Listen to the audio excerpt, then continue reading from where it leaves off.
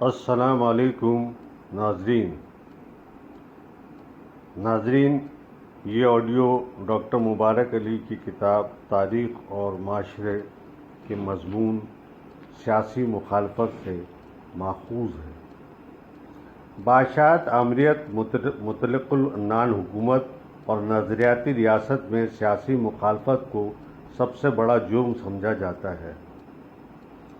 اس لیے اگر کوئی سیاسی طور پر ان حکومتوں کی پالیسیوں پہ تنقید کرتا ہے یا ان کے منفی پہلوؤں کو اجاگر کرتا ہے تو ایسا شخص جماعت یا گروپ کو باغی گردانا جاتا ہے کہ جس کی سزائے موت، اذیت اور قید و بند ہوتی ہے۔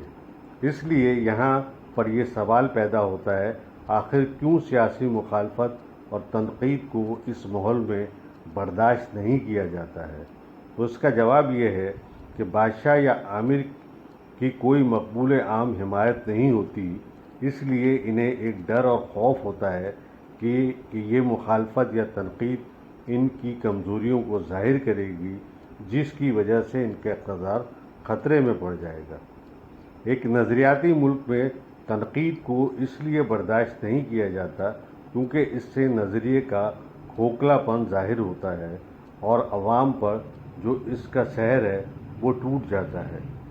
یہی صورتحال نو آبادیاتی دور میں رہی ہے کہ جس میں سیاسی مخالفت کو سختی سے کچلا گیا۔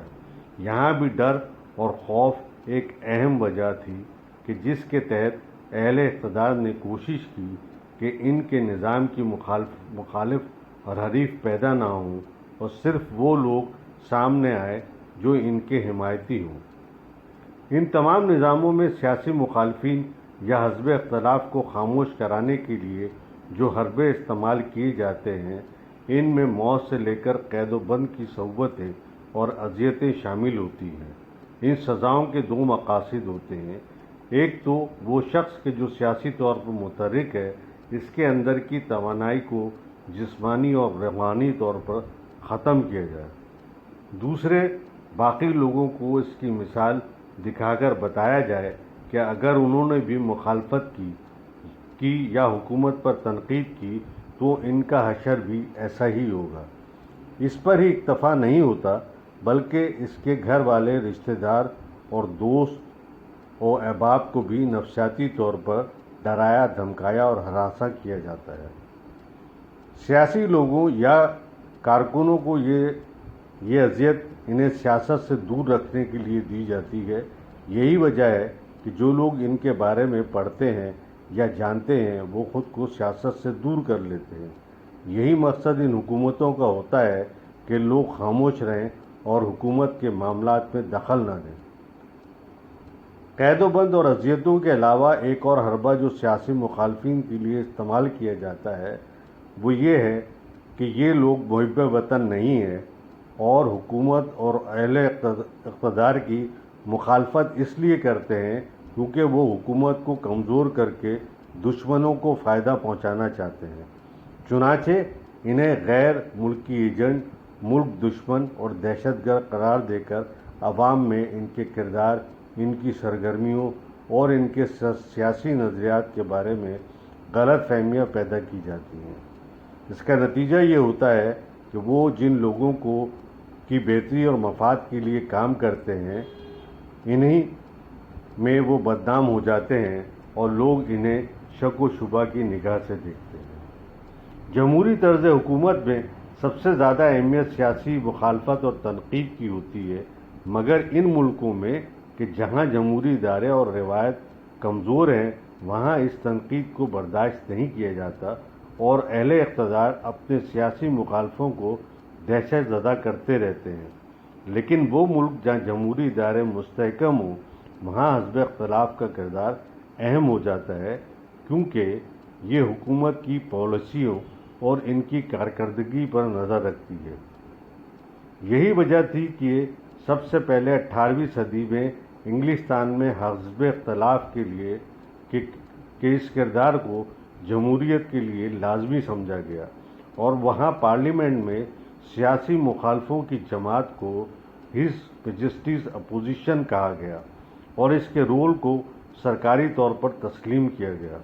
یہی وجہ ہے کہ وہاں آہستہ آہستہ سیاسی تنقید اور مخالفت کو برداشت کیا جاتا رہا، یہاں تک کہ یہ ان کے معاشرے کا ایک حصہ ہو گئی۔ اگر وہاں اس کو روکنے کی کوشش کی جاتی ہے یا اس کے لیے قوانین بنائے جاتے ہیں تو اس کے پورے معاشرے کی طرف سے سخت مخالفت کی جاتی ہے۔ اس سیاسی مخالفت اور تنقید کا نتیجہ یہ ہے کہ ان ملکوں میں اہل اقتدار اور حکومت کے کارکن عوام کے سامنے احتساب کے لیے تیار ہوتے ہیں۔ یہی وہ عمل ہے کہ جس کی وجہ سے ان ملکوں میں انسان دوستی اور انسانی حقوق کے بارے میں شعور بڑھ رہا ہے۔ فرانس میں ڈیگول کے زمانے میں جب الجزائر کا مسئلہ آیا تو وہاں کے دانشوروں اور سیاسی کارکنوں نے اس کی آزادی کا مطالبہ کیا۔ اس مطالبے پر انہیں کسی نے ملک دشمن نہیں ٹھہرایا۔ ویتنام کی جنگ کی مخالفت سب سے زیادہ امریکہ میں ہوئی اور حکومت کو مجبور کیا گیا کہ وہ اس جنگ سے دستبردار ہو جائے۔ اس سے اندازہ ہوتا ہے کہ کسی بھی معاشرے کو پاک صاف کرنے اور اس کی صحت کے لیے سیاسی مخالفت اور تنقید ضروری ہے، کیونکہ اس سے معاشرے میں صحت مند روایت پیدا ہوتی ہیں اور وہ نظام اور ادارے کہ جو اپنی افادیت کھو بیٹھتے ہیں وہ ٹوٹ جاتے ہیں۔ اس عمل میں معاشرے کا سیاسی، معاشی اور سماجی نظام ٹوٹتا اور بنتا رہتا ہے۔ یہ کسی بھی معاشرے کے لیے ضروری ہے، اس لیے یہ سوچنا کہ نظام کے مخالف ملک دشمن ہوتے ہیں یہ اہل اقتدار کے حق میں جاتا ہے کہ جو مخالفت کو کچل کر اپنے مفادات کو پروان چڑھانا چاہتے ہیں۔ پاکستان آج جس صورتحال سے دوچار ہے اس میں ہمارے لیے یہ لمحہ فکریہ ہے کہ اگر ہم نے سیاسی مخالفت اور تنقید کو کچل دیا تو پھر اہل اقتدار کی برائیوں پر آواز اٹھانے والا کوئی نہیں رہے گا۔ اس لیے سیاسی مخالفت کی نہ صرف ہمت افزائی کی جائے بلکہ اس کا ساتھ بھی دیا جائے۔ یاد رہے کہ یہ مضمون ڈاکٹر مبارک علی کی کتاب تاریخ اور معاشرے میں 1993 میں شائع ہوا۔